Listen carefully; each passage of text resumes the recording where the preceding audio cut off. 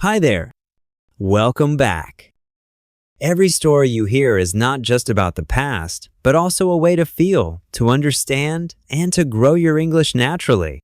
So stay with us till the end, listen, feel, and let the stories of time guide your English journey.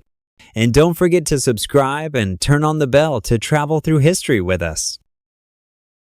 The Soviet invasion of Afghanistan, origins and upheaval. 1945–1979. Prelude to invasion, December 1979. On Christmas 1979, Soviet tanks rumbled across the Afghan border toward Kabul, while helicopter units secured the mountain passes of the Hindu Kush. In Moscow, the Politburo had decided to intervene to prevent the collapse of Afghanistan's communist government. Across the countryside, armed insurgents had already risen against the unpopular regime, and much of rural Afghanistan was outside government control. Even as Red Army commanders doubted they could subdue such a vast and hostile land, the Kremlin pressed forward, determined to preserve its influence in the region. Afghanistan before the storm, 1945–1963. In the decades after World War II, Afghanistan remained a crossroads of empire and instability, but under King Zahir Shah, it experienced relative calm. His monarchy pursued modest modernization while carefully avoiding reforms that might provoke conservatives.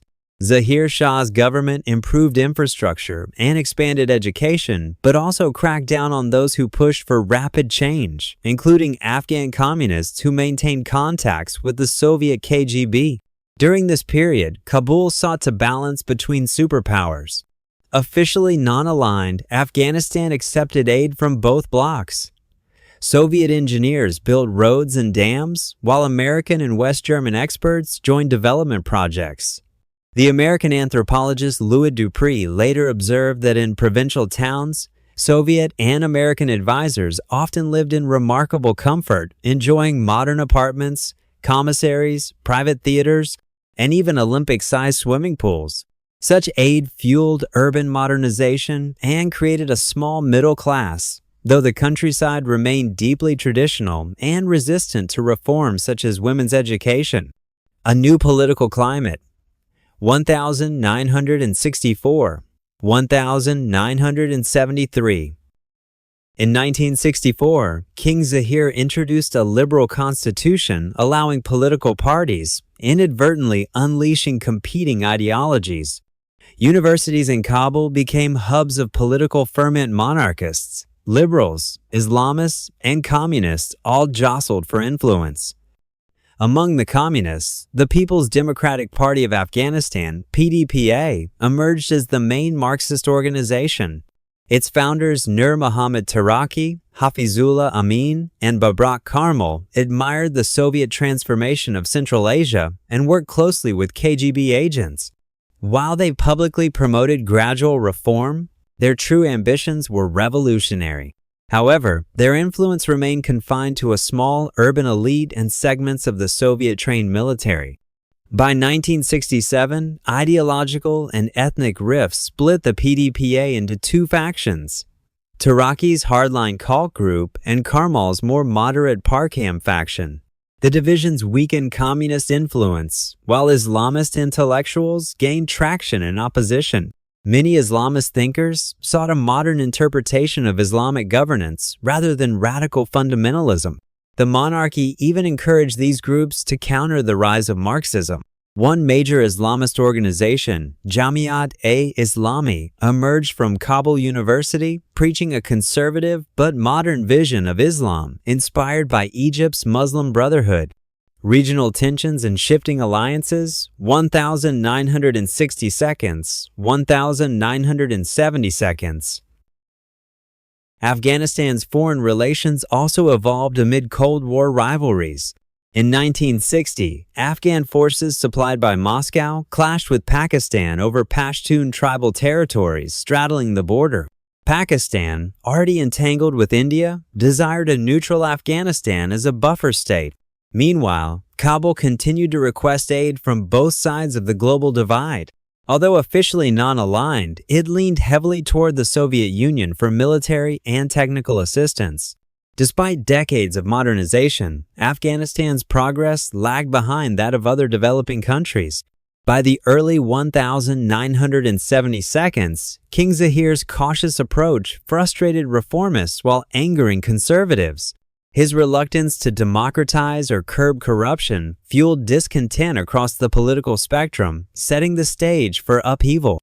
Daoud Khan's coup and authoritarian rule, 1973–1978. In 1973, Mohammad Daoud Khan, the king's cousin and former prime minister, overthrew the monarchy in a bloodless coup while Zahir Shah was abroad. Declaring himself president, Daoud initially relied on moderate communists, particularly the Parcham faction, to consolidate power. Soon, however, he turned against them, purging leftists from government and the military. Daoud sought to rule as a nationalist strongman, promising reform while silencing all opposition. His secular modernization and centralized control angered Islamist groups, many of whom fled or went underground.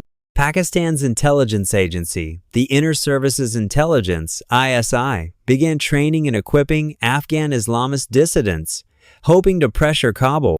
After a failed Islamist uprising in 1975, Daoud responded with brutal repression, imprisoning, executing, or exiling hundreds.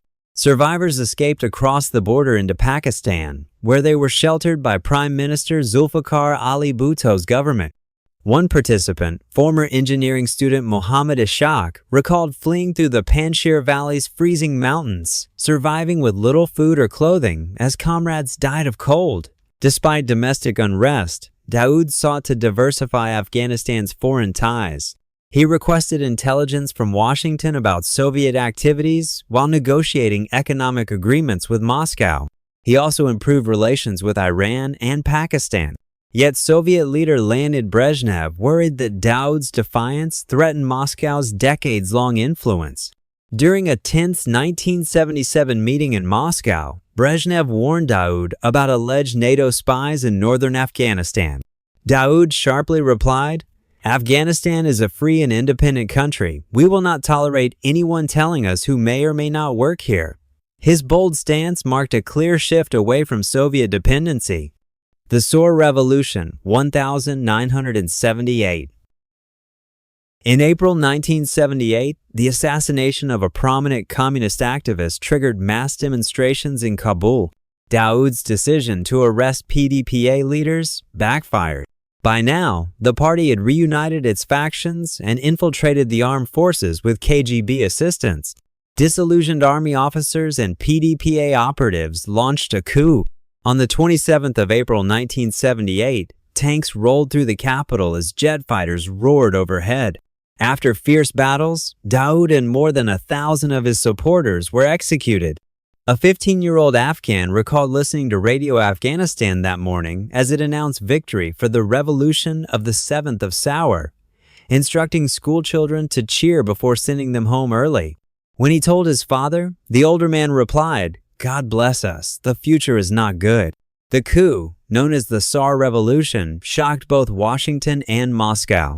Each suspected the other's involvement, though in reality, the PDPA had acted independently. Under the new Revolutionary Council, led by Taraki and Amin, Afghanistan became the Democratic Republic of Afghanistan. Revolutionary reforms and growing resistance, 1978–1979. The PDPA immediately launched sweeping reforms. Land was redistributed, women were granted equal rights, and education was expanded. However, these drastic measures collided with Afghanistan's tribal, religious, and patriarchal traditions. Resistance erupted almost instantly. Taraki's government portrayed its revolution as part of the global socialist movement, but insisted it would remain non-aligned. In his inaugural broadcast, Taraki declared that relations with all nations, including the Soviet Union, would depend on their support for Afghanistan's revolution. To Pakistan and the West, this rhetoric signaled danger. Islamabad, already wary of a pro-Soviet regime on its border, began supporting Afghan Islamist militants, soon to be known as the Mujahideen, with backing from Iran's Shah, Saudi Arabia, and the United States. The Soviet Union, though initially cautious, extended $250 million in military aid and dispatched more advisors to Kabul.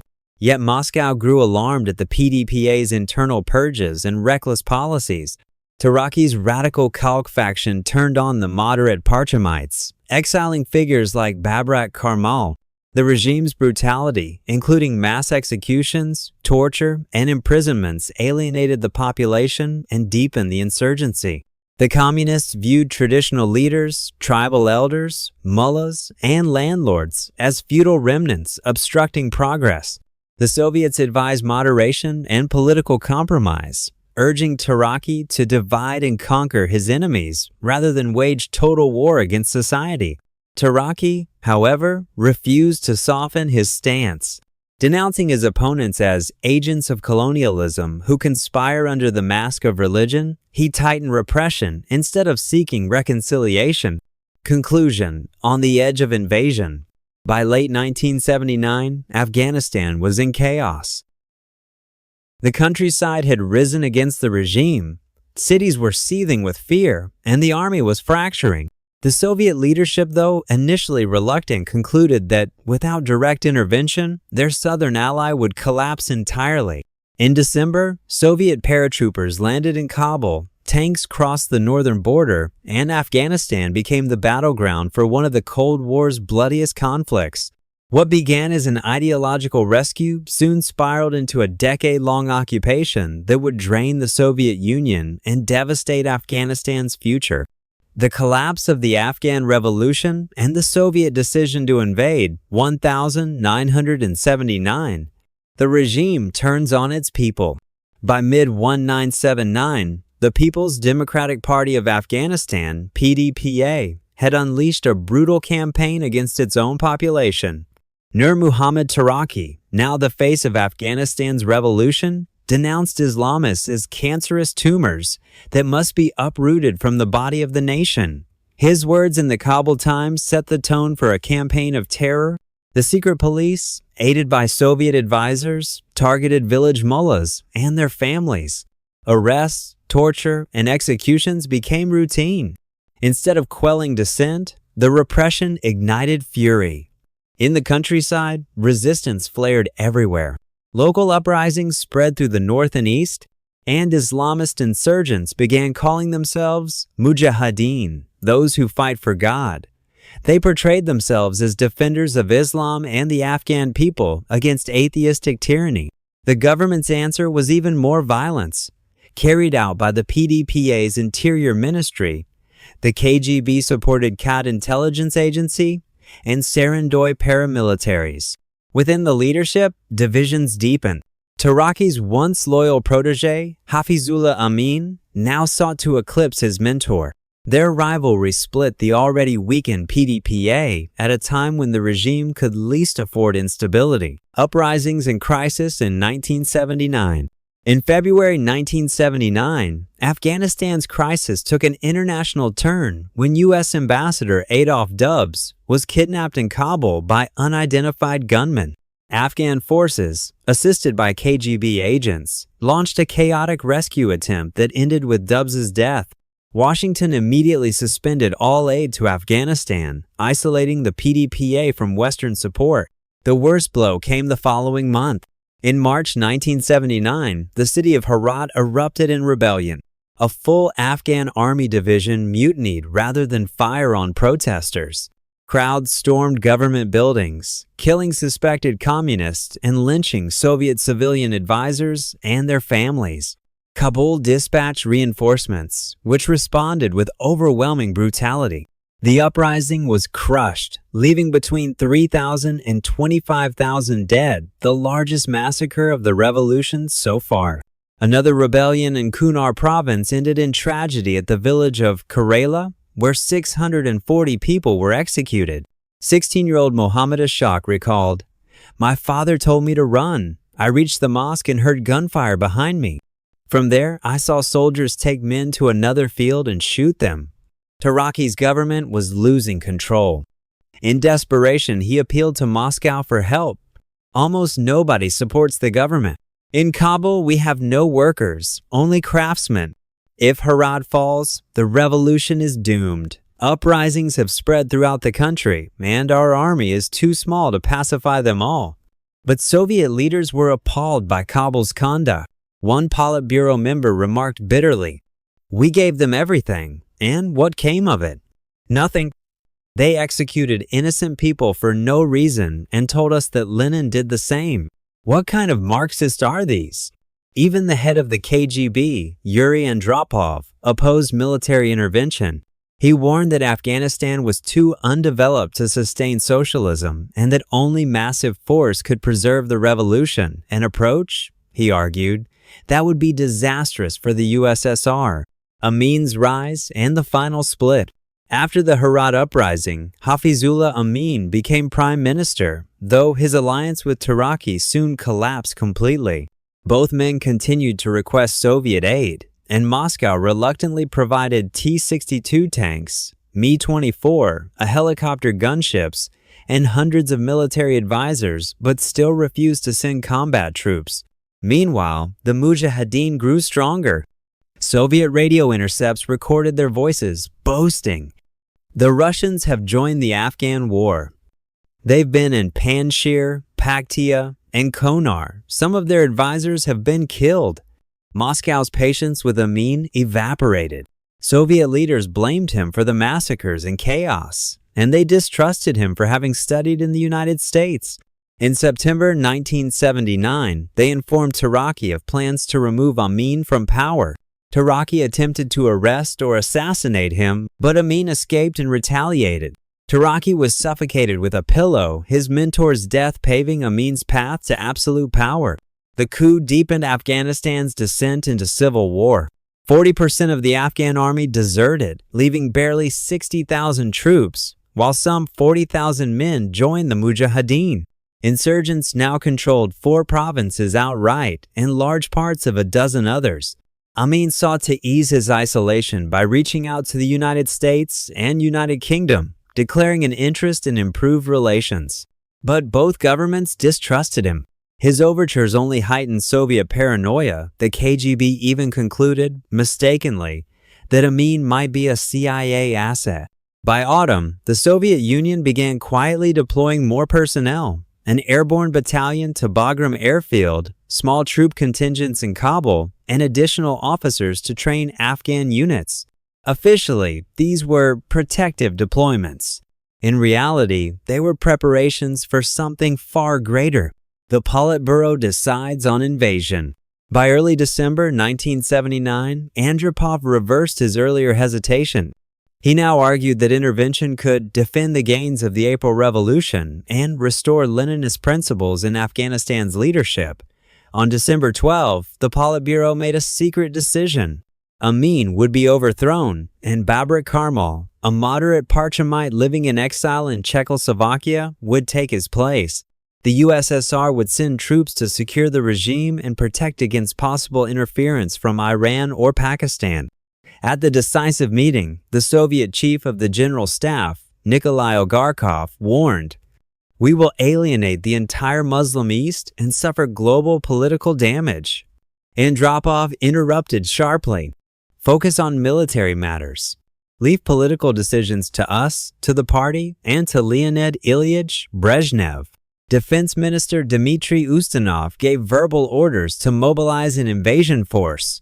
The plan called for the creation of the 40th Army, comprising 2 motorized rifle divisions and an air assault regiment, roughly 52,000 troops for the initial phase. Under Operation Baikal 7-9, an additional airborne division and regiment would airlift directly into Kabul and Bagram, seizing key government buildings.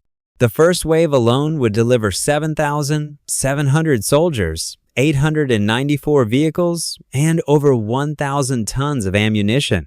Around 2,000 Soviet personnel were already stationed in the capital area. The invasion, Soviet planners insisted, would be a temporary 6-month deployment merely to stabilize the situation while the new Afghan government took charge. Amin's final days.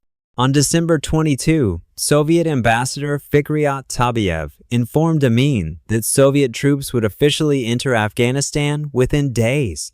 Amin, desperate for help, welcomed the news. He believed he was gaining the reinforcements he had begged for.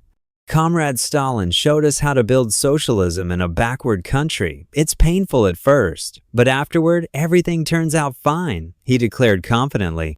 What he did not realize was that Moscow had already sentenced him to death. The Red Army's invasion plan was extensive. Troops would enter from both the northwest and northeast, advancing along the ring road connecting Afghanistan's major cities, ironically built years earlier with American and Soviet assistance. On December 25, Soviet armor rolled across the border. One column seized Mazar-i-Sharif and Kunduz before pushing toward Kabul, while helicopters secured the Salang Pass through the Hindu Kush. Another force moved from Herat toward Kandahar. Meanwhile, Soviet airborne units prepared to take control of Kabul's key installations. Hidden within their ranks were elite special forces preparing for a far more secret mission, the assassination of Hafizullah Amin. Operation Storm 333, the assassination of Amin. For weeks, Soviet special forces had gathered in Kabul under the guise of protection units. The plan was directed by GRU Colonel Vasily Kolesnik and coordinated between military intelligence and the KGB. The elite Muslim battalion, composed of soldiers from Central Asian Soviet republics, had flown in on December 10. Officially, they were assigned to guard Amin, a convenient cover for their true role in the upcoming coup. 2 KGB commando groups, Zenit and Gram, joined them, along with a company of airborne troops, about 560 men in total.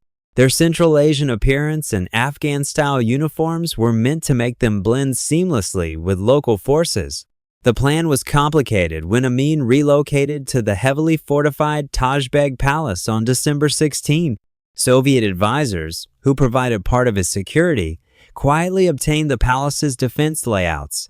The site was formidable, perched on a hill, surrounded by minefields, with nearby Afghan army barracks, 3 T-54 tanks, and additional anti-aircraft guns. Roughly 2,500 Afghan troops defended the area. The Soviet assault was divided into 12 battle groups, BGs. BG-1 was tasked with neutralizing the Afghan tanks. BG-2, the main assault force, would storm the palace along the main road using 6 armored BMP vehicles.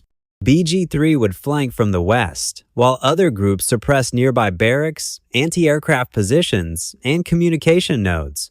Support teams provided covering fire with Z, S, U, 2, 3, 4 Shilka guns and grenade launchers, while medical and recovery units waited nearby.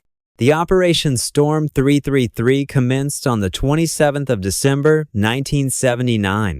At that moment, Amin still believed the Soviets were his allies. He announced, "Soviet divisions are already on their way. Paratroopers have landed in Kabul. All is going well. I'm in constant contact with Comrade Gromyko. We're discussing how best to inform the world about Soviet assistance." Just hours later, the KGB attempted to poison him with a cola drink, but Amin survived. Across Kabul, Soviet agents sabotaged communications and logistics, cutting telephone lines, disabling tanks, and spreading confusion among Afghan troops. As darkness fell, Soviet armored vehicles advanced on the Tajbeg Palace. The revolution that began with promises of liberation would end that night in blood, as Soviet bullets ended Amin's short and violent reign. Within hours, Babrak Karmal would be flown in from exile to proclaim a new government, one that owed its survival entirely to Moscow's guns. Conclusion: by the end of December 1979, Afghanistan was no longer an independent state, but the newest front of the Cold War. The Soviet invasion, meant to secure socialism in a neighboring ally, instead ignited a decade of relentless warfare. What began as a limited operation of 6 months would stretch into 10 years of occupation, resistance, and ruin, a conflict that would bleed both Afghanistan and the Soviet Union to exhaustion.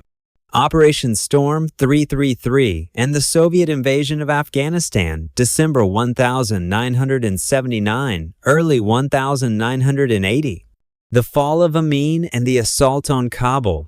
As Soviet forces poured into Afghanistan, additional paratrooper and mechanized units fanned out across Kabul to seize key installations. Within hours, they occupied government ministries, the main prison, the post office, the general staff headquarters, and the central television and radio stations. They also stormed the secret police compound and the ministries of defense and interior, all crucial centers of power in the capital. Colonel Yevgeny Chernyshev, an officer with the airborne forces, described the chaos of that night in his diary. The movement of the paratroopers' convoy through the city could be tracked by the sound of gunfire. As our units approached the targets, tracer rounds streaked across the sky. The Afghan guards were ready to defend themselves. At the Tajbeg Palace, the Soviet assault ran into fierce resistance. Colonel Vasily Kolesnik, leading the attack force, had hoped for surprise, but Afghan defenders were on alert after the earlier failed poisoning attempt on President Hafizullah Amin. When Battle Group 1 engaged Afghan tanks, the gunfire raised a general alarm. At 7:15 p.m. Kolesnik ordered an all-out assault supported by artillery and anti-aircraft fire from Shilka guns. Afghan soldiers destroyed several Soviet armored vehicles from BG-2, forcing the attackers to continue on foot.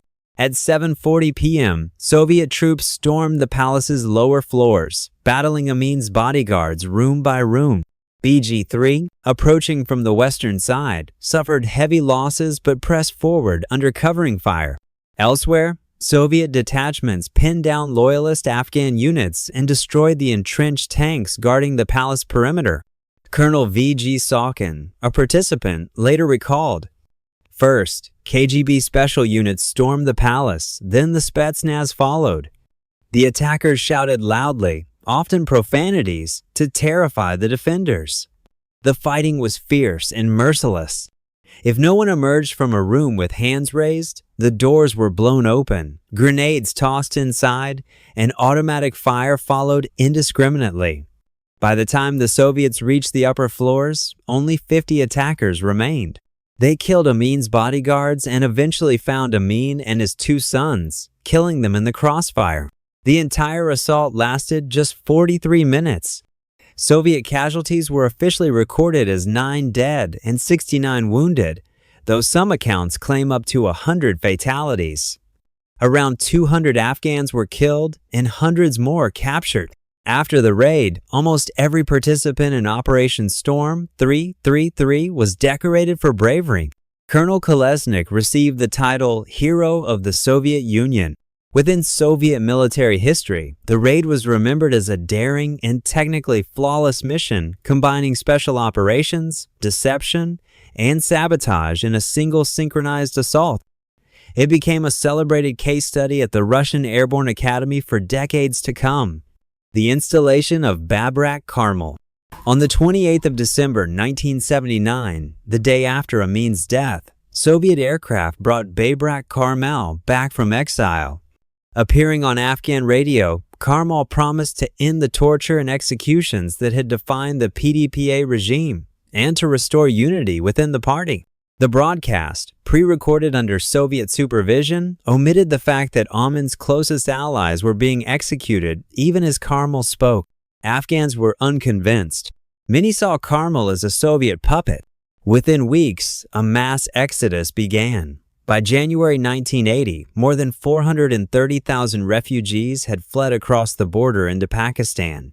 In less than 72 hours, the USSR had toppled a government, installed a new leader, and taken full control of its southern neighbor, a breathtaking display of military power, but also a plunge into a political and moral quagmire.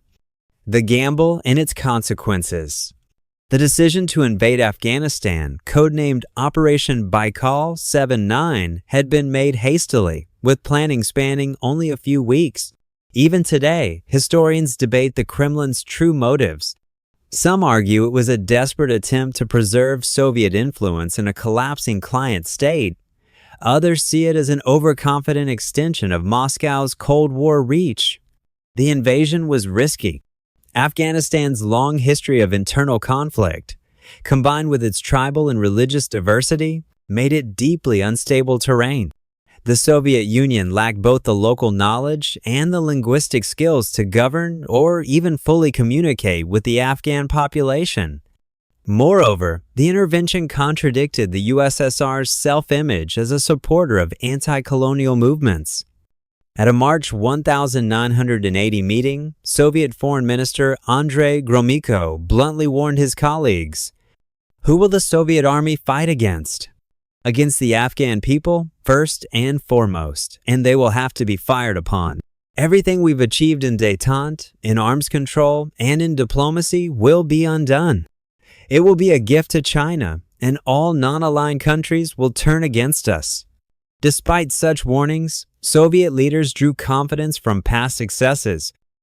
They had restored control in Czechoslovakia in 1968, intervened effectively in Ethiopia 1974, and helped consolidate socialist rule in Angola 1975.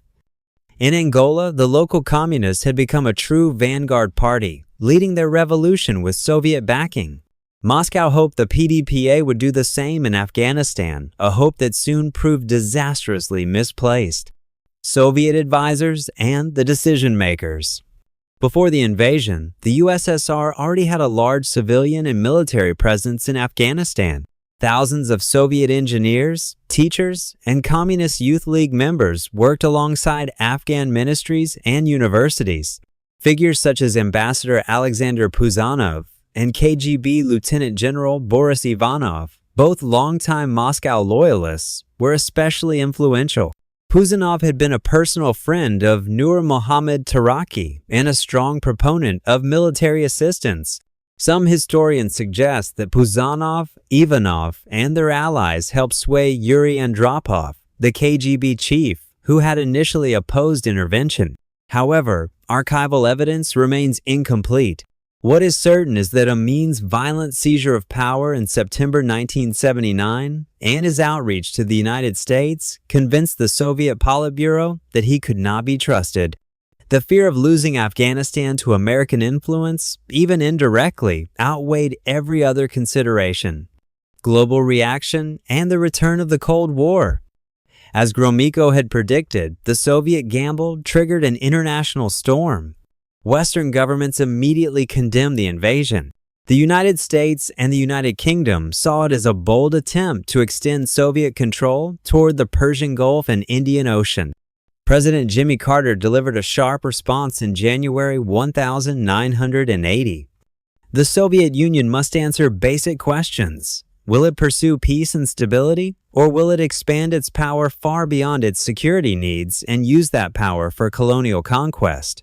Moscow must realize that its decision to use military force in Afghanistan will be costly to every political and economic relationship it values. Carter's administration moved swiftly.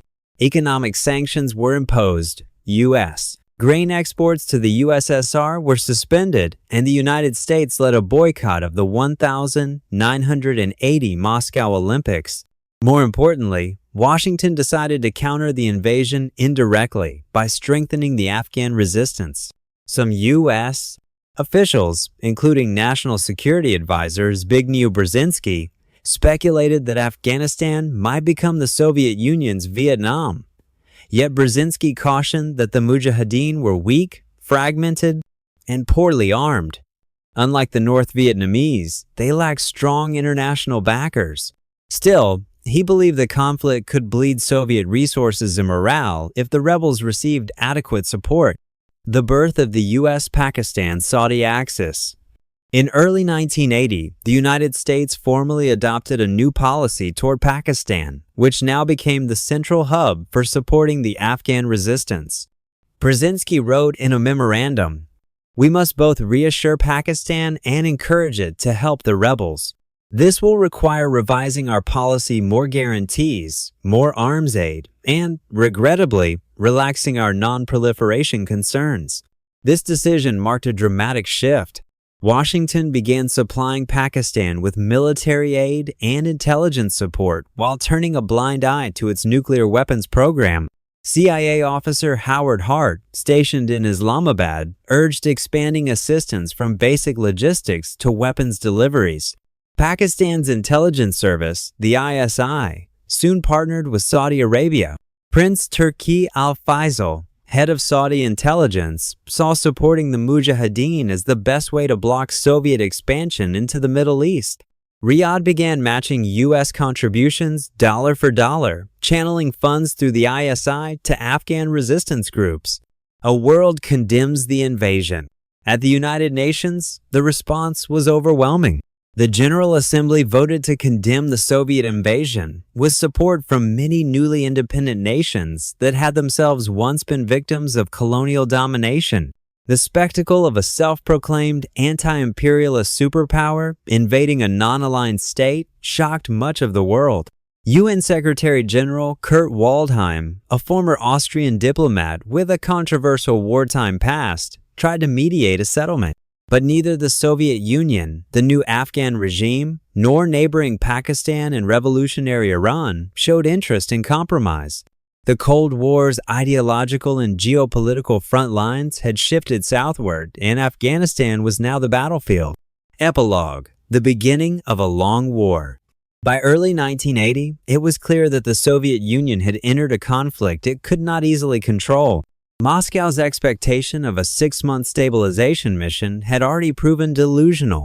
The Afghan army remained unreliable. The countryside was in open revolt, and hundreds of thousands of refugees poured into Pakistan and Iran. The invasion marked the beginning of a decade-long war that would claim over 1 million Afghan lives, devastate the country, and drain Soviet strength in its final years.